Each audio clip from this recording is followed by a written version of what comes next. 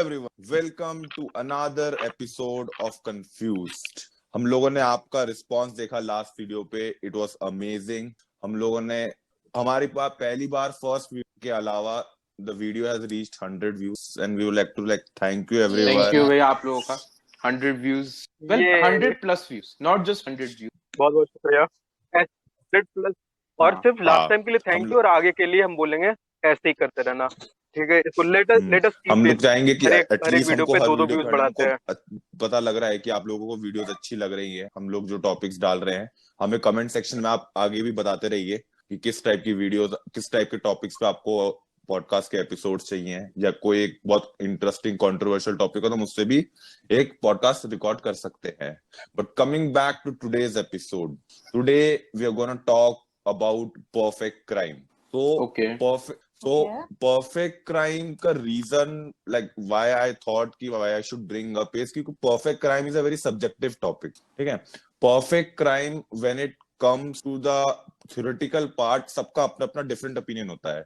जैसे मैंने before this recording मैंने तुम लोगों से पूछा था कि what is your opinion on perfect crime, तो तुम सबका भी मिक्स्ड रिएक्शन था, राइट? काइंड ऑफ, या। तो श्रेयस, हाँ तो बेसिकली मतलब मेरे को एक किसी को अपने सब्जेक्टिव है ना, ये काफी मेरा है। खुद में कंफ्यूजन था कि what is perfect crime. Are there any cases in the world जिनको हम परफेक्ट क्राइम कंसिडर करते हैं, और अगर करते भी हैं तो what was the flaw in them that actually stop them from becoming a perfect crime? या फिर इसके अलावा हम लोगों ने सोचा है कि इसको थोड़ा एक्सपेरिमेंटल प्रोसीजर से रखेंगे इस एपिसोड को। We all four of us are gonna bring out a unique case of our own that we think is a perfect crime, and बाकी तीनों को कन्विंस करने की कोशिश करेंगे कि ओके हमारे हिसाब से ये परफेक्ट क्राइम है, और अगर नहीं है तो why is it not a perfect crime, ठीक है। तो before starting with the cases and everything, Shreyas, what is your opinion about perfect crime? What is your ideology? मेरी बिल्कुल बेसिक आइडियोलॉजी है कि अगर तुमने क्राइम किया और तुम्हें अगर कोई पकड़ नहीं पाता ना, तो दैट्स अ परफेक्ट क्राइम मेरे हिसाब से। ओके मतलब ऋषभ? काफी सही।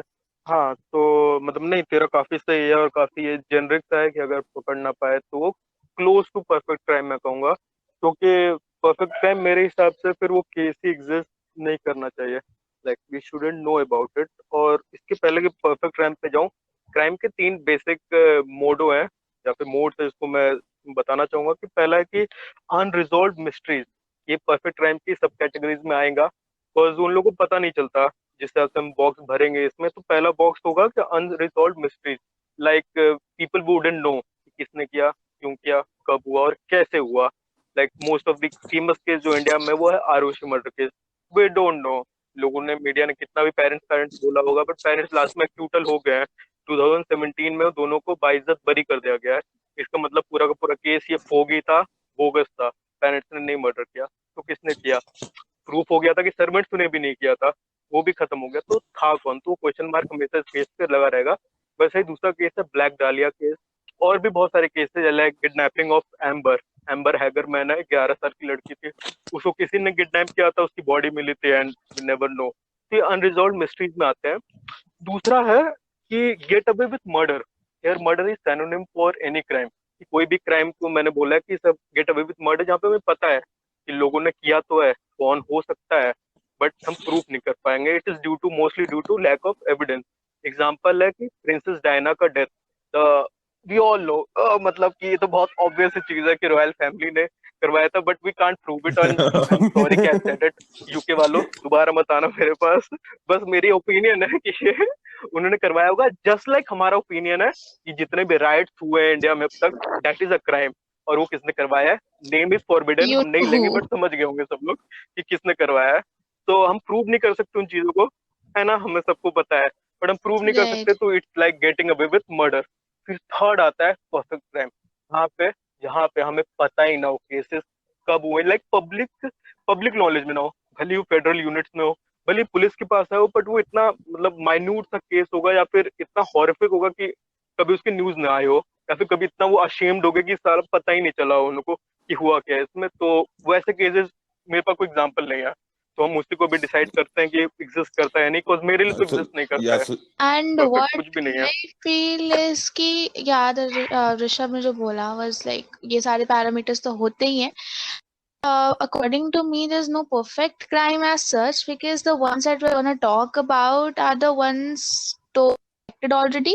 But if it has been detected, then it is not perfect. So it might seem कि it's perfect because the culprits वो use करते हैं बहुत common things. I will explain it in this way कि for example while solving a puzzle, we at least have an idea and the things that we are looking for. But here, police miss out on clues and maybe major things because they have no idea what they are looking for and how is that different.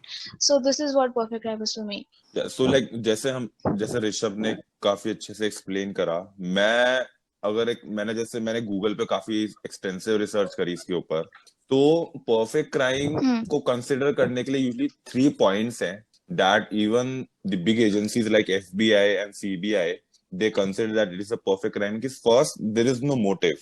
उस crime को होने पे police is not able to find any motive that will help कि किसी को favour करे कि अच्छा this might be a suspect.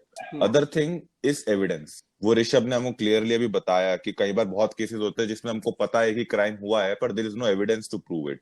And the third is no eyewitness. ठीक है, तो मेरे को क्या लगता है कि the first and the third point, motive and eyewitnesses, play a major role in debugging the cases, right? हम लोगों ने मैंने भी बहुत डिटेक्टिव शोज वगैरह देखे हैं, तो उसमें सबसे पहला क्लू तो उनको मोटिव से ही मिलता है. जब भी कोई क्राइम होता है they straight away go and try to find कि भाई मोटिव क्या है. तो we have so many personas around perfect crime, but let's start with the crux of the topic कि हमारे पास जो केसेस हैं, ठीक है, हम लोग तो for the viewers we will go one by one, we will try to हाँ, बट इसके पहले एक और चीज है कि 2 तरह की इन्वेस्टिगेशन होती है, लाइक एक जो है जो पुलिस करती है जिसमें वो लोग गैदर करते हैं एविडेंस और विटनेसेस जो भी हो, वो तीनों मोटिव फुलफिल करती है, तो तूने बताया. और दूसरी चीज है जो हम कोर्ट में प्रूव कर सकते हैं. तो मेरे कंक्लूजन अभी भी मैं इससे काफी वो रहता हूँ, मतलब डायलेमा में रहता हूँ कि विच वन इज परफेक्ट, जो पुलिस पकड़ती है और या फिर हमें प्रूव कराना भी पड़ता है. लाइक पुलिस ने पकड़ लिया वो तो सॉल्व हो गया, according to police few people he knows who the crime is. अगर लेकिन वो कोर्ट में प्रूव नहीं कर नहीं, पाया मतलब बेसिकली जस्टिस क्या वो सिस्टम इसके भी अलावा perfect फैक्टर crime की तरह रहेगा? आता है परफेक्ट क्राइम. तो है कि नहीं, है ना? इसको आएगा, इसको हम ऐड ऑन करते हैं कि अगर हम लोग शायद कोर्ट में अगर हाँ प्रूव देख, ना कर पाए जस्टिस तो भी वो सिस्टम शायद कैन परफेक्ट क्राइम ऑलवेज के इज अ क्लोज वेरी को आ गुड सकता है. Factor for considering perfect crime क्योंकि there is always something called statue of limitation. We know, so for anyone who doesn't know, so statue of limitations is a given specific period of time कि अगर कोई एक open case इस time period के अंदर solve नहीं होता है तो that case is like considered a floating case in the sense कि due to anything the case was not solved, and usually across the world the statute of limitations time is 10 years. So हाँ, cold cases, like generic word cold cases होता है इसके लिए, so statute of जिसको लोग limitation police अगर cold आप cases बोलते हैं. परफेक्ट क्राइम के केसेस अगर आप इंटरनेट पे सर्च करोगे, there are number of cases जो स्टैच्यू ऑफ लिमिटेशंस की वजह से कभी सॉल्व नहीं हो पाए. People were not able to arrest the culprit within 10 years or something like that. Usually मैंने ऋषभ, जैसे अगर मैं केसेस के बारे में पढ़ रहा था ना, तो मैंने देखा यूजुअली जो हाइस्ट और रॉबरी केसेस होते हैं ना, उसमें स्टैच्यू ऑफ लिमिटेशंस के ये फैक्टर बहुत ज्यादा दिखा है रादर देन जैसे मर्डर केसेस होते हैं ना. मैंने देखा है कि हाइस्ट और बैंक रॉबरी में ज्यादा होता है कि क्रिमिनल्स ने इतने $1 मिलियन की हाइस्ट करी and they just went underground और भाई थोड़ा बहुत पैसा मिलता है उनका 10 साल तक, बट कभी ना उनको पैसा मिला एंड नो क्लू और नो एविडेंस बिहाइंड इट. ठीक है, शायद ये सीरियसनेस की वजह से भी होता हो, लाइक मर्डर और फिर एक रॉबरी में काफी ज्यादा डिफरेंस आता है, तो पुलिस का फैक्टर आता है कि किसको ज्यादा प्रायोरिटी दे. कुछ पैरेलली केसेस बढ़ते रहते हैं, तो अगर किसी को मर्डर केस और एक रॉबरी केस है तो ऑब्वियसली लोग मर्डर केस पे ज्यादा फोकस करेंगे. तो लैक ऑफ, मुझे लगता है पुलिस इन्फोर्समेंट भी यहाँ पे काम आती है. यहाँ पे हमें नंबर ऑफ पीपल नहीं है जो इन्वेस्टिगेट कर सके सही तरीके से इतने हम सारे लोगों ने केसेस को. जैसे तो ये we भी are एक आना चाहिए. constantly saying कि due to lack of justice system or due to lack of police officers and everything, but moving forward we will try to की perfect crime as a theoretical topic, जिसमें हम लोग मान के चलेंगे कि अगर पुलिस की साइड से कोई गड़बड़ हो रही है, we are gonna give that credit to the culprit itself, right? That is true in the sake of for this discussion. We will consider it कि the lack of justice system and the lack of police enforcement is a positive advantage to the culprit. ठीक है? So we will give it that advantage. So सबसे पहले कौन जाएगा जो अपना मतलब एक स्टोरी बताना चाहेगा परफेक्ट क्राइम के ऊपर? पहले मैं स्टार्ट करता हूँ अपनी स्टोरी से। ओके। सो बेसिकली जो केस मैंने लिया है वो पता ही होगा मोस्टली सबको, Jack the Ripper. I think so probably world का फर्स्ट परफेक्ट क्राइम तो नहीं, वर्ल्ड का फर्स्ट सीरियल किलर था जैक द रिपर, ये तो फैक्ट है। ओके, तो इसकी सेटिंग में प्रॉपर बता देता हूँ। 1888 में लंदन में एक टाउन था, वहां पे मर्डर स्टार्ट हुए थे। और बेसिकली वो टाउन का ये बैकग्राउंड था कि वो उसमें बहुत ही पुअर क्लास रहती थी, और वहां पे मोस्टली वुमेन को for the like money troubles की वजह से प्रोस्टिट्यूशन को टर्न करना पड़ता था। तो जैक द रिपर को कहते हैं कि उसने in total number of 11 women को मारा है, बट द मोस्ट किलिंग जिस किलिंग्स के लिए सबसे ज्यादा फेमस है वो 5 थी।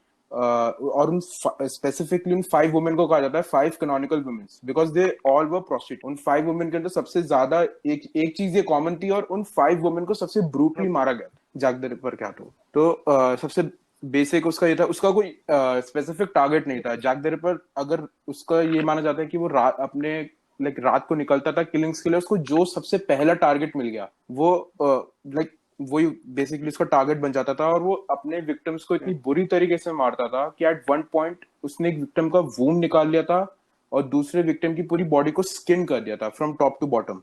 एंड सो जैसे मैंने बताया कि वो कोई भी टारगेट अपना सेलेक्ट नहीं करता था, and that led to one night की उसके एक मर्डर करते करते उसको किसी ने डिस्टर्ब कर दिया। समवन इन पब्लिक, कोई चलता हुआ आ रहा था, उसको डिस्टर्बेंस सुनाई दी, वो भागा, और उसने भागने में पुलिस से एक और मर्डर करा उसी रात में, उसी एक सड़क पे एकदम, एक और प्रोस्टिट्यूट का। एंड सो इसमें पुलिस का भी जैक द रिपर को एक तो रीजन था, पकड़ नहीं पाई इन केसेस और इन सबके बाद।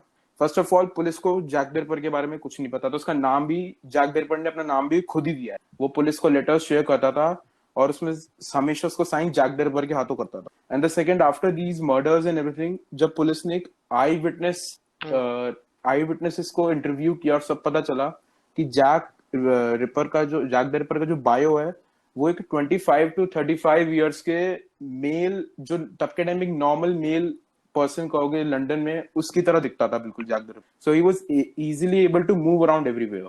And the second fact is, क्योंकि मुझे लगता है कि वो एरिया भी काफी लो, मतलब पुअर क्लास एरिया था, और वहां पे मुझे ये नहीं लगता किसी ने भी कभी कोशिश करी होगी पुलिस ने ज्यादा वहां पे ढूंढने की भी, इन्वेस्टिगेट करने की इन मर्डर्स के ऊपर। बट एक पूरे पुलिस पे इसका इतना प्रेशर भी था कि एट वन पॉइंट वहां पे जो पुलिस कमिश्नर है, home secretary, after these murders and everything. Okay, so basically what I got from the story is कि जैक द रिपर का एक स्पेशलिटी ये थी कि he was a common man like anyone other else. क्या हम consider कर सकते हैं कि वुमेन भी हो सकता है, या is it prove like no, interviews वगैरह के बाद ये डिसाइड हो गया था कि वो 25 to 35 इयर्स का मेल था। भी तब के टाइम एक्चुअली वही था ना, मेल्स को इतनी प्रायोरिटीज, मेल को वुमेन ज्यादा प्रायोरिटी जाती थी। वो बहुत इजीली ओपनली घूम सकता था एज अ नॉर्मल मैन, जो चल रहा है सड़क पे, वो मर्डर्स कर रहा है, कोई सोचेगा नहीं ना ऐसा। Everyone thought to be some kind of a freakish human being और डेविल, उसको द डेविल भी बोलते थे तब।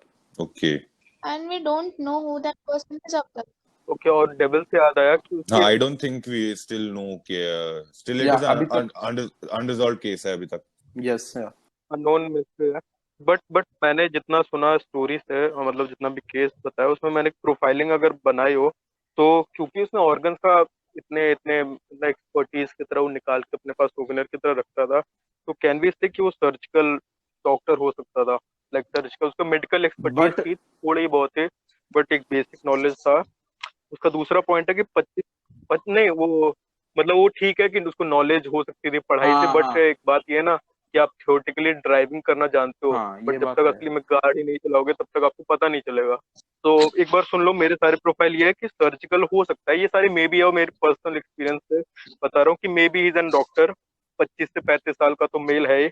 बट एक जो मेरी खास बात है कि वो definitive he is a white male, ठीक है, एटलीस्ट 6 फुट टॉल, क्योंकि वो इजिली इन लड़कियों को सब्सिड्यू कर सकता था। तो इज अ लाइक थोड़ा ओवर पावर्ड कर लेता था प्रोस्टिट्यूट, और प्रोस्टिट्यूट इज अ ऑक्यूपेंट, मतलब सही कहना नहीं चाहिए, but in still in a women they are much more powerful, और क्योंकि वो सहती ज्यादा है, और वो औरतों के अलावा वो सहती ज्यादा है, तो they are much more stronger than usual girls. तो उसको ओवर पावर करने के लिए भी he must be a tall white man. और उसका एक लेटर ना उसने अंडर साइन किया था फ्रॉम हेल से, और 1888 के टाइम तक हेल का डिस्क्रिप्शन सिवाय बाइबल के किसी में नहीं दिया था। तो हम ये कह सकते थे कि उसने बाइबल पढ़ी होगी, और ये कहना इसलिए चाहता हूँ बिकॉज उसने प्रोस्टिट्यूट चूज किया विच वाज एन सिन। तो बहुत सारे चांसेस है कि वो एक वाइट मेल था जो चर्च जाता था, इज वेरी रिलीजियस और डॉक्टरी उसने पेशा था उसका। इतनी प्रोफाइलिंग के बाद भी हमें शायद इन्वेस्टिगेटर्स को जस्ट पता ना नॉट अ चला गुड हो, तो killer given is really a given the good killer timeline. तो मैं श्रेयस कहूंगा। ने जो टाइमलाइन हैट्स बताई off. At that time, I don't think are police enforcement और ये सब इतना स्ट्रांग था to take over such a complicated and a psychopath, because we can clearly consider him a psychopath going around killing women. But what I got from the story is कि the reason why I think Shreyas thinks is a perfect crime की सबसे बड़ा एक factor ये कि आज तक ये अनरिजॉल्व्ड है। जैसे ऋषभ ने आपको बताया था कि perfect crime के अंदर ही we have different segments, so one of them is unresolved mysteries. So this is one of the best examples for unresolved mysteries, because police कभी इतनी प्रोफाइलिंग, बेसिक प्रोफाइलिंग होने के बाद भी कभी कोई एक पिक्चर नहीं पॉइंट कर पाई to the culprit, to the real culprit. हमारे पास मतलब जैक द रिपर का ना नाम है ना शक्ल है, बायो भी आई विटनेसेस के ऊपर है। मैंने एक और चीज देखी है कि जैसे सिवाय इसके कि प्रिंस एल्बर्ट विक्टर उस समय का ये डच ऑफ क्लेरेंस था, इसका नाम आया था because he was a powerful man, but इसके अगेंस्ट लैक ऑफ एविडेंस था फर्स्ट 2 मर्डर केसेस के लिए, तो इसको पकड़ नहीं पाए थे। प्लस ये प्रिंस था, तो एक ही नाम आया था इस केस में, बट इसको भी प्रूफ नहीं कर पाए, तो I guess so okay, got so away like with that murder. was दोनों में a फॉल good करता है। case that we can consider under a perfect crime. So coming to the next case, what I हाँ Rishabh, but हमने perfect crime बोल तो दिया, but कुछ पॉइंट है see क्या one जिसको हम of the नहीं see बोल इसमें सकते, मतलब सबसे बड़ा किस वजह बेसिक से परफेक्ट क्राइम नहीं है। रीजन इसलिए परफेक्ट क्राइम नहीं हुआ कि first the lack of evidence जो हमने डिस्कस करा था, there was no proper subjective evidence to support the crime.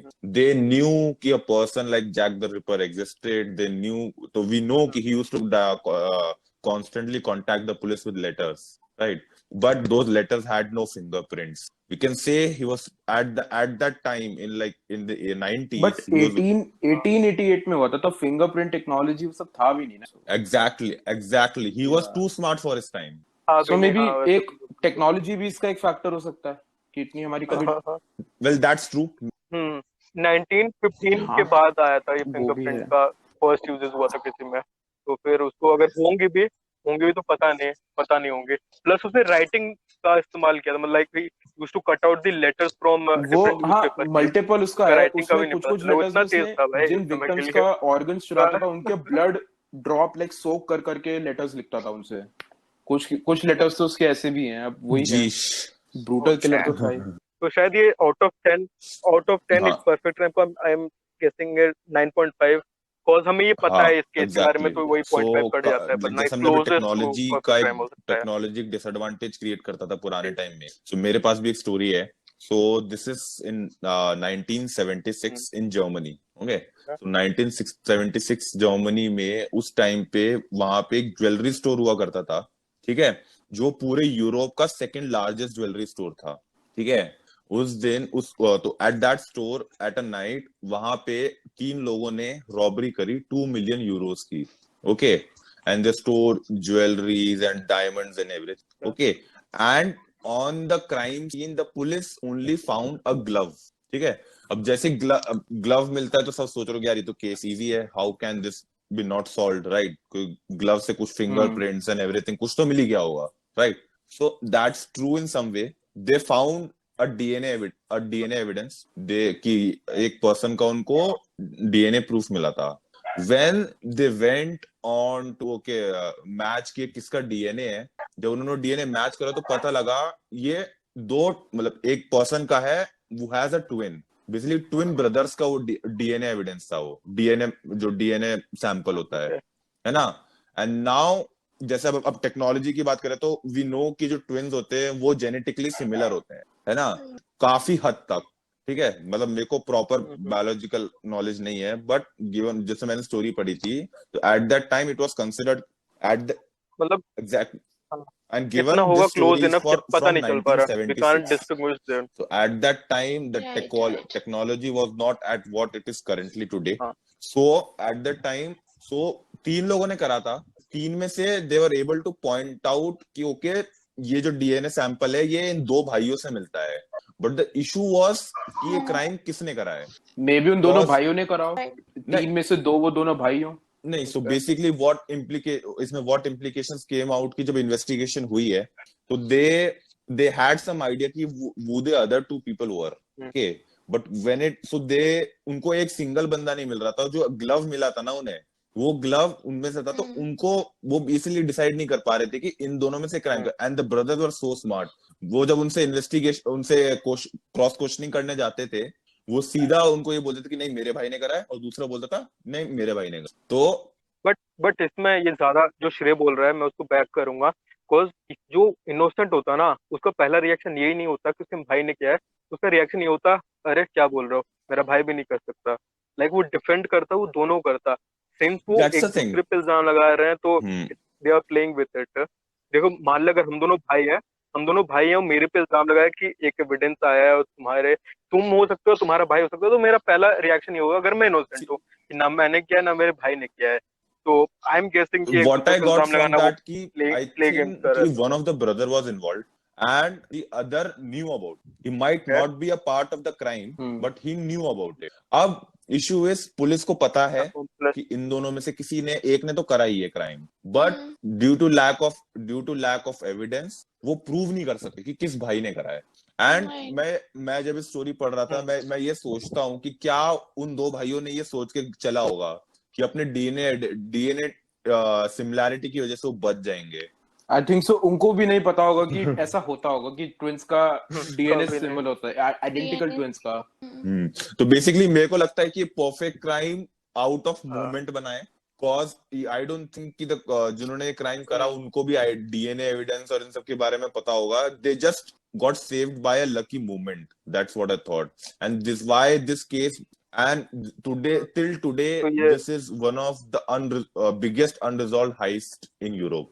तो ये उसका हो गया कि we know it but we can't prove हमें it. पता है कि इसने क्राइम करा है पर we cannot prove it because of technological back. ऐसा भी नहीं है कि आज जाके भी वो केसेस आज भी उस पे I remember I think 2011 और 2012 में someone tried to open up the investigation on that, but उसमें भी उनको कोई बहुत fruitful results नहीं मिले थे। तो again I think statute of limitations or something got hit and this again got into a cold case. तो मैं इसको परफेक्ट क्राइम, इससे हमारे ज्यादातर परफेक्ट क्राइम के बॉक्सेस को भरता नहीं है, बिकॉज हमें सस्पेक्ट भी पता है, हमें भी पता है क्राइम कैसे हुआ, मोटिव भी पता है, सब कुछ पता है सिवाय एविडेंस के। So this won't get a too much high rank. Well, perfect crime की definition में ये होता है कि पहले बार पकड़े ना जाओ। अगर perfect crime कहने चलते तो उसको ग्लव्स वहाँ छूटना भी नहीं चाहिए था पहली बार, जो ग्लव पुलिस को मिला है। हाँ वही, बट और उसका कोई भाई ना होता तो बस पकड़ा ही जाता। फिर तो हम इसकी बात भी नहीं कर रहे होते। तो बाय चांस था तो है बात भी नहीं कर रहे। So I think yes, moving on. Everything has got like a story that we know कि who is the criminal. My story also we know who is the criminal. वो पकड़ा भी गया था, but somewhere or the other I think his motive committing the crime was.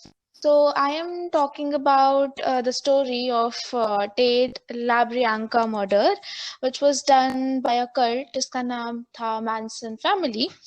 And the head of the cult was Charlie Manson or Charles Manson, who wanted nothing but power. उसको सिर्फ power. And he was a really charming person, individual, and उसका charm इतना ज़्यादा था that he used to charm girls by playing a guitar कि they were ready to do whatever he had to. ठीक है, and they all were too much involved in music and acid also. So he himself was a songwriter and creator, but obviously was not very talented. So what happened was he once heard a song, Helter Skelter, and he made out of it that the song was implying a race, and that it has to start, and yes, race war ho karke the black people, the white people, and these people will then ambush and वो उनके ऊपर rule करने लगेंगे over black people. ठीक है. So now coming to the Charles Manson, the speciality of this case is that कि ये बंदे ने सिर्फ जो murder or anything, it was just on the basis of his charm, basis of his propagation, कि and preaching जो ये सब and brainwashing the people कि सारे murder हुए हैं. So he used to do is he used to brainwash his followers to go and murder the white people and ask them to write words like Black Panther and Skelter, so that सब लोगों को लगे कि ये black करा है. Now the Tate's murder was also done in the similar way. She was a really famous actress in that time Hollywood में. उसका भी murder इन लोगों ने ही किया था. Charles Manson did it, and I think it is a crime. It's not a crime again उसके part में, क्योंकि and he also went on saying कि if your child comes towards you with a knife, it is him who is doing it. You taught him. I did not. I just helped him get. So I think even after so many murders like that was committed by the cult, I think that they were not hanged because luck again कि hanging was abolished in California. Sentence मिला था life imprisonment का. So somehow अगर जो white and black के बीच में जो भी है USA में, if it is started by this group, then तो the motive was actually fulfilled, I think. Yeah, so basically जैसे शालिका ने मैनसन फैमिली कल्ट वाला जो केस है, दिस इज लाइक बहुत लोगों को इसके बारे में पता होगा.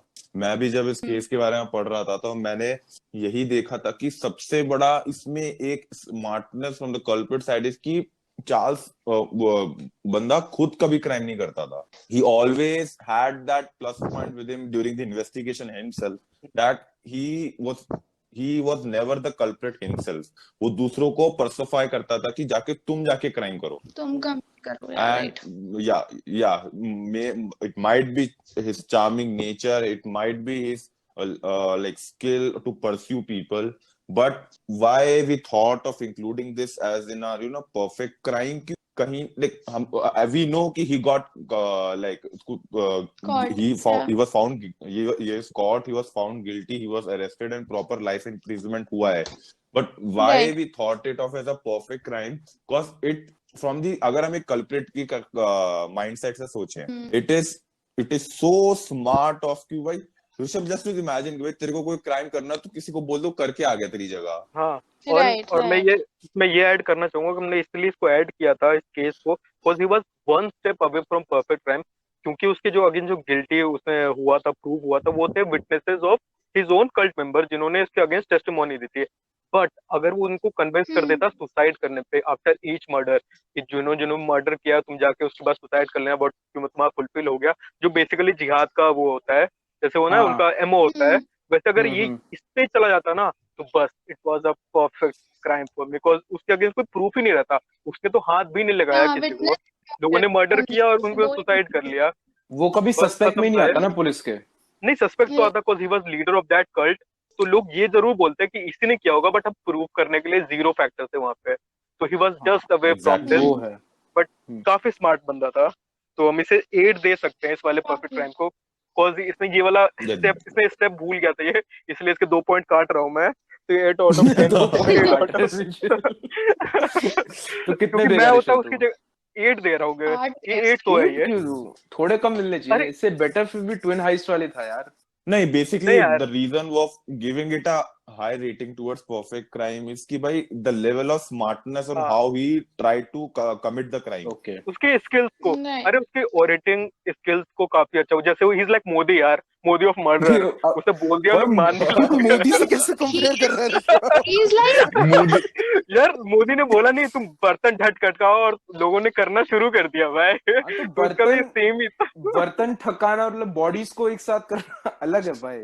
और सोचो तो मैंने अरे क्या बोला था he फर्स्ट basically स्टार्टिंग में like, पॉडकास्ट के, उससे रिलेट करो फिर समझ जाओगे he is तुम। basically like, Okay, Shalika, yeah, you say first. Yeah, go.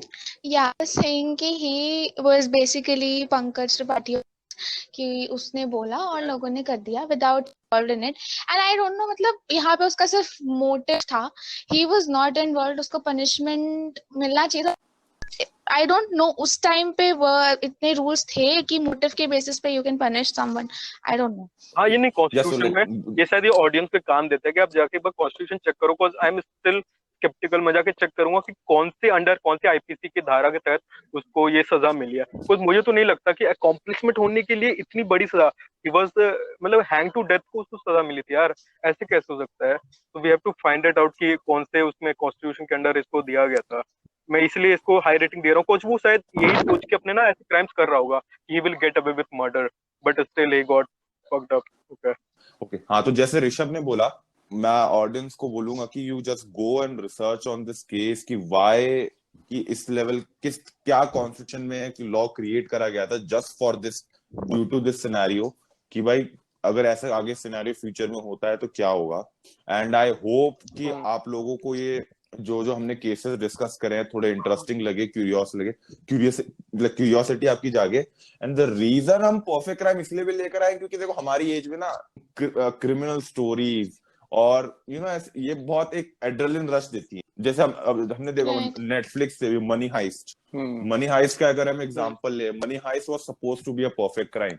जब प्रोफेसर अपना रिक्रूटमेंट करता है तो प्रोफेसर कहता है कि भाई this will be the best perfect crime that perfect heist that ever existed, right. पर हमने भी देखा बट हमने देखा कि ऐसा कुछ नहीं हुआ। So that is why the thought of this topic कि भाई there are number of instances in our past where people have tried to commit a perfect crime, but due to some or another reason वो कभी हो नहीं पाता है।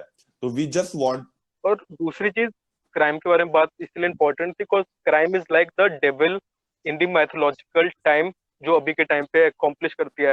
Like good versus evil का एक पर्पस हमें देता है इस सोसाइटी के सेंस में, वो क्राइम ही है। अगर क्राइम ना होता तो पुलिस ना होती, और पुलिस ना होता शायद हम लोग भी इस तरह से मतलब अच्छा बनने की कोशिश ना करते। तो इट वाज इम्पोर्टेंट। मैं ये नहीं कह रहा हूँ कि बहुत ज्यादा जरूरी है, but still crime has a significance in our society, ताकि बाकी के लोग अंडर रूल रहे। तो इट्स नॉट अ क्योस, कभी कभी क्राइम ना क्योस को रोकता है। no, ये वो पार्ट है heard about the phrase that you just quoted कि क्राइम क्राइम कई बार chaos को खत्म करने में मदद करता है। मैंने इसके ऊपर एक दो आर्टिकल्स वगैरह पढ़े हैं। I have also thought about we should just sit up and talk about criminal psychology. Criminal psychology in itself plays a lot of factorial role in perfect crime, है ना। हम पास से देखते जा रहे हैं। मैंने अभी रिसेंटली एक शो देखा था अपने भाई के साथ, माइंड हंटर। तो mind Hunter is all in the 90s where the FBI is trying to figure out what is criminal psychology, why do criminals do हाँ उन्होंने नया they डिपार्टमेंट बनाया want to था, know why psychological criminals of do what they do. criminal का। Are criminals born that way or they become criminals due to their life situations or something? Okay. तो I hope audience को हमारे ये cases अच्छे लगे हों। अगर आपके पास कोई और बेटर केसेस जो आपको लगता है कि परफेक्ट क्राइम लगते हैं, आप हमें कमेंट से बताइए। we will have a discussion कि okay this can also be, और अगले एपिसोड में अगर हमें कोई बहुत अच्छे सबमिशंस मिलते हैं तो we will quote your stories in that episode, ठीक है? राइट गाइस, इतना तो हम कर सकते हैं। अगर कोई इतना अगर हमसे हाँ एक और एपिसोड बना देंगे। एंड लाइक बहुत सारे एपिसोड है, ये वाला एपिसोड हमने थोड़ा क्रिस्प रखा। We are trying to make our episode more crisp and to the point. And अगर आप लोगों को ये एपिसोड अच्छा लगा हो तो प्लीज सब्सक्राइब करिए हमें यूट्यूब पे, और प्लीज अगर एक हो सके तो कमेंट्स में जरूर हमें बताइए कि आपको एपिसोड कैसा लगा। अगर कुछ हमारे साइड से गड़बड़ भी लगी है तो हमें बताइए। और श्रेयस, इसके अलावा हम लोग लाइक पॉडकास्ट हम जस्ट यूट्यूब पे नहीं डालते हैं, यूट्यूब के अलावा हम लोग बहुत सारे अदर प्लेटफॉर्म पे भी डालते हैं। हाँ, तो बेसिक अनुज के आवाज में दर्द है, उसके दर्द को समझो और हमारे पॉडकास्ट को सुनो। तो उसको प्लीज इतने प्यार से बोलना उसने, प्लीज उसके प्लीज एक को प्लीज एपिसोड रिस्पेक्ट करते सुनिए। हुए इस आप एपिसोड को सुनो एपिसोड लिटरली कहीं पे भी सुन मेरी सकते हो, तरफ से। Anchor, Google podcast, Apple podcast, every place where you can find a podcast, we have the Confused podcast there. हाँ, हम लोगों का स्पॉटिफाई पे भी है। स्पॉटिफाई जैसे सो मेनी ये पीपल यूज, तो वी हैव ट्राइड कि हम स्पॉटिफाई पे भी अपने सारे एपिसोड्स डालें, ताकि gives you much better quality itself, कि भाई आपको एक बहुत इजी रहे, एक्सेसिबल रहे पॉडकास्ट वही सुनने में। मेरे को काफी लोगों ने पूछा है कि भाई हम वही पॉडकास्ट का लिंक कहाँ से लें, वहां से। तो we are trying to make it as easy as possible for you to and listen. A lot of people are asking me कि ये पॉडकास्ट पेड है। पहली बात, ये पॉडकास्ट फ्री है, हर प्लेटफॉर्म पे फ्री है, आपको कुछ हाँ। स्पेसिफिक पेमेंट देने की कोई जरूरत नहीं है कहीं पे भी। It's free. हम डोनेशन पर मन खोल के करे तो दे रखेंगे, सकते हो, डोनेशन सेंटर। ऐसा कोई बात नहीं है, ये आपके ऊपर छोड़ते हैं। डोनेशन एक्सेप्ट करते हैं, बट फिलहाल जरूरत तो नहीं है। हम पता भी नहीं, है। हाँ, हम भी अभी- स्ट्रीमर्स की without हम भी it, but स्ट्रीमर्स जब की तरह पड़ेगा ना तो हम पेटीएम नंबर यूज नहीं डालना शुरू करेंगे। कर देते हैं। So like yeah, this was a सही है। this was a very fun episode. Like criminal cases and like all the mysterious unresolved mysteries, मेरे को वैसे ही स्टार्टिंग से बहुत क्यूरियोसिटी जगाती थी मेरे अंदर। So I hope we make another episode on this and like talk more about more different cases. ठीक है? But with this, okay. Okay, जाने से पहले एक कनंड्रम देता हूँ मैं इन सबको, जो कि ऑब्वियसली बहुत फेमस लाइन से है कि if you could get away with a murder, What? Will you murder? शालिका, That's if a you good could get question. Away with a murder, will you I'm murder? not ready. I will I not. might. मैं तो पक्का, अगर मौका मिलेगा तो करो ना, मतलब वो वाली बात है। यू माइट, ये पक्का। भाई 3 लोग ने नो माइट में पक्का है। तो तू ठीक है, करेगा तो नहीं वी करेगा लोग ऋषभ? कैसे तू कैसे बता मेंबर पहले, के साथ तू बैठो, तो मैं बता, इसलिए तू पूछ करेगा रहा हूँ नहीं बिकॉज करेगा? अगले हफ्ते वी आर प्लानिंग टू ये मर्डर तो वन मैं ऑफ द मेंबर। नहीं, वही बता रहा हूँ कि ऑडियंस को मैं इसलिए पूछा सवाल ओके बिकॉज हम चारों ना एक प्लान कर रहे हैं to murder one of the member of our podcast, और जो अगले हफ्ते एब्सेंट रहेगा समझ लो उसका मर्डर हो चुका है and we are getting away with that. तो Oh. देख लेना भाई, कंसर्न कर लेना जो भी अगले हफ्ते ना आए। Okay, so let's end this episode here and we will meet you in the next episode of Confused. Bye Goodbye, bye guys. Guys. Bye bye. Till then.